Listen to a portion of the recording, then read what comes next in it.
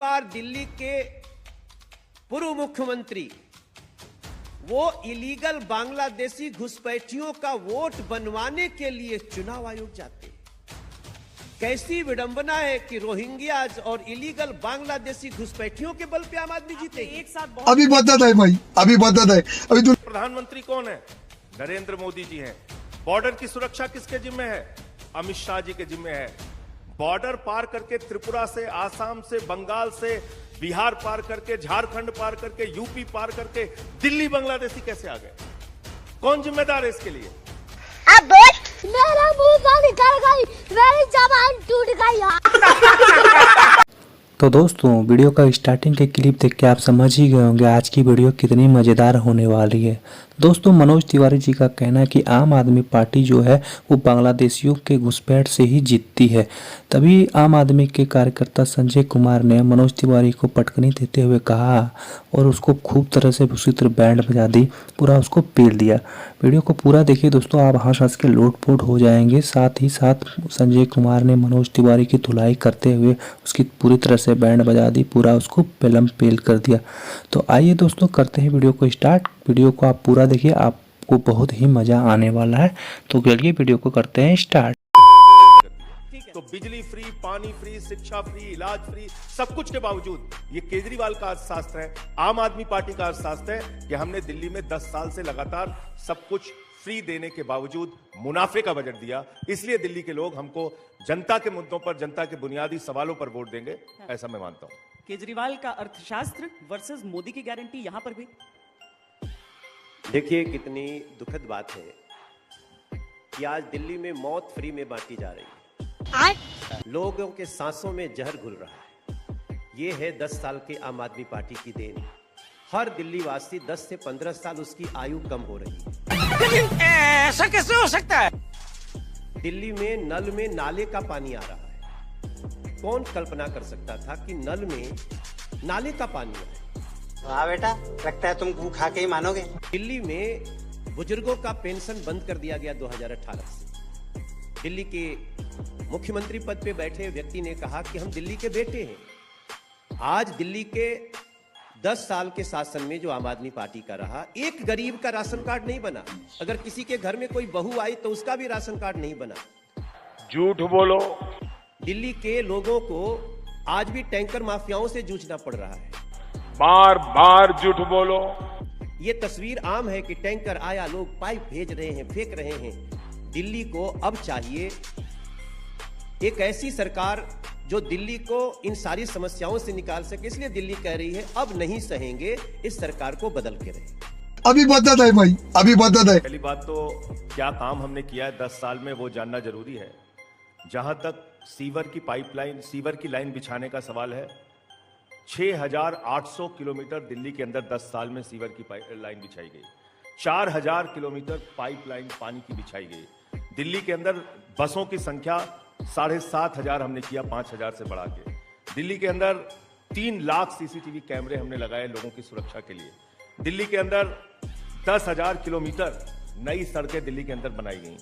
दिल्ली में फ्लाईओवर्स की संख्या हमने बढ़ाया, 533 मोहल्ला क्लिनिक हमने बढ़ाया, 9,000 बेड्स हमने सरकारी अस्पतालों के अंदर बढ़ाए, 22,711 सरकारी स्कूलों के कमरे बढ़ाए। ये सब ऑन रिकॉर्ड है, आप इसको चेक कीजिए, मैं कहता हूं आपसे। और मैं तो भारतीय जनता पार्टी के मित्रों से भी कहता हूं, ये जितने मैं आंकड़े बोल रहा हूं इसको चेक करके बताइए दिल्ली के लोगों को हमने काम किया कि नहीं किया।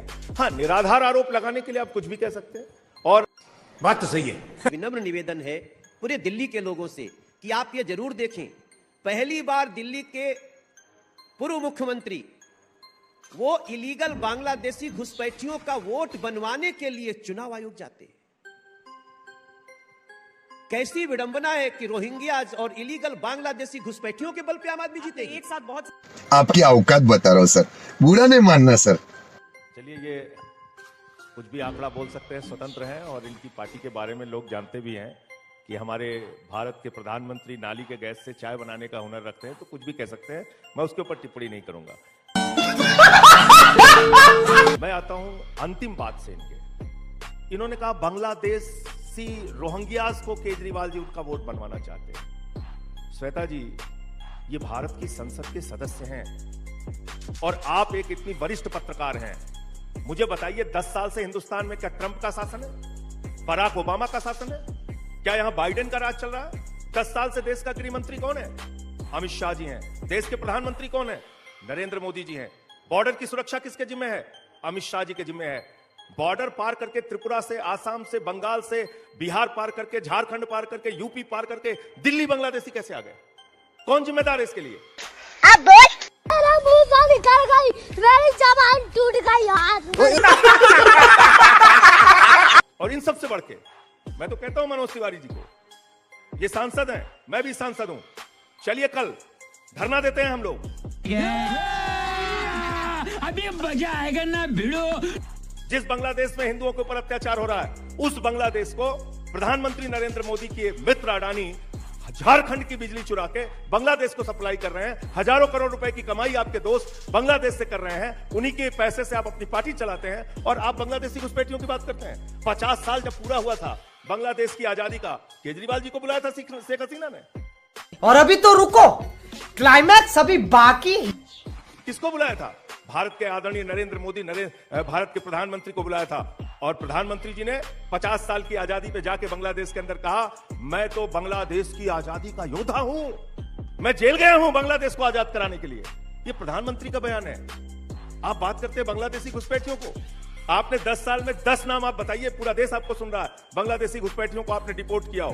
इसके अलावा बहुत सारे प्रश्न झारखंड में भी नहीं चला था। घुसपैठियों की बात आपने वहां पर भी की थी, वहां पर भी नहीं चला था। और नहीं, 10 साल से आप क्या कर रहे हैं? चाहे भीतर आना हो या भीतर आकर बसना हो, ये जिम्मा केंद्र की जिम्मेदारी होती है।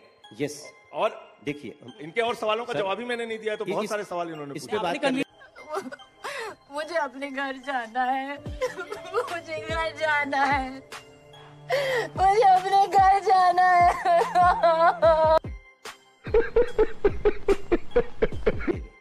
मेरा एक सवाल है, बहुत सारी समस्याएं ऐसी हैं देश में जिससे हम जूझ रहे हैं, लेकिन इसका मतलब ये नहीं कि आम आदमी पार्टी उनको वोटर आईडी कार्ड देने लगे। और जब हम उसको फर्जी वोट, चुनाव के समय हर पार्टी की जिम्मेदारी होती है फर्जी वोट कटवाना और सही वोट बनवाना। हमारे इस कार्यक्रम का विरोध करने के लिए अरविंद केजरीवाल जी चुनाव आयोग जाके कहते हैं 3000 पेज की उनको आप सबूत देते हैं। क्यों? इलीगल घुसपैठियों पे आपको ज्यादा भरोसा है, दिल्ली के लोगों पे भरोसा नहीं है। वाह बेटा, लगता है तुम गू खा के ही मानोगे। आरकेपुरम में मैंने मीडिया के सामने किया वो फुटेज दिखाइए मनोज तिवारी जी को। किसी का नाम रामजस है, किसी का नाम सीता देवी है, किसी का नाम कुछ है। 50 साल से आरकेपुरम में रह रहे हैं। 3800 वोट वहां से कटवाने के लिए, डिलीट कराने के लिए भारतीय जनता पार्टी के लोगों ने एप्लीकेशन दी। आप कह रहे हैं वो रामजस जो 50 साल से रह रहा है वो बांग्लादेशी घुसपैठिया है? वो ऑटो वाला, वो रिक्शे वाला, वो झुग्गे वाला, वो बांग्लादेशी घुसपैठिया है? वो गरीब आदमी जो अपने बच्चों को बड़ी मुश्किल से पढ़ा रहा है, श्रम कर रहा है, मेहनत कर रहा है, यूपी से, बिहार से जो लोग आके दिल्ली में श्रम कर रहे हैं, वो बांग्लादेशी घुसपैठिया हो गए क्योंकि वो आम आदमी पार्टी को वोट करते हैं। अब बोल मेरा मुंह से निकल गई, मेरी जबान टूट गई यार। अच्छा। तो फाइनली दोस्तों वीडियो का हो चुका एंड। अगर वीडियो अच्छा लगे तो फटाफट से लाइक कीजिए एंड चैनल को सब्सक्राइब कीजिए ताकि ऐसे ही मज़ेदार वीडियो आपको मिल सके। और आप हमें कमेंट करके बता सकते हैं आपको मनोज तिवारी अच्छे लगते हैं या संजय सिंह अच्छे लगते हैं। तो जल्दी से कमेंट कीजिए। मिलते हैं नेक्स्ट वीडियो में, तब तक के लिए टाटा बाय बाय।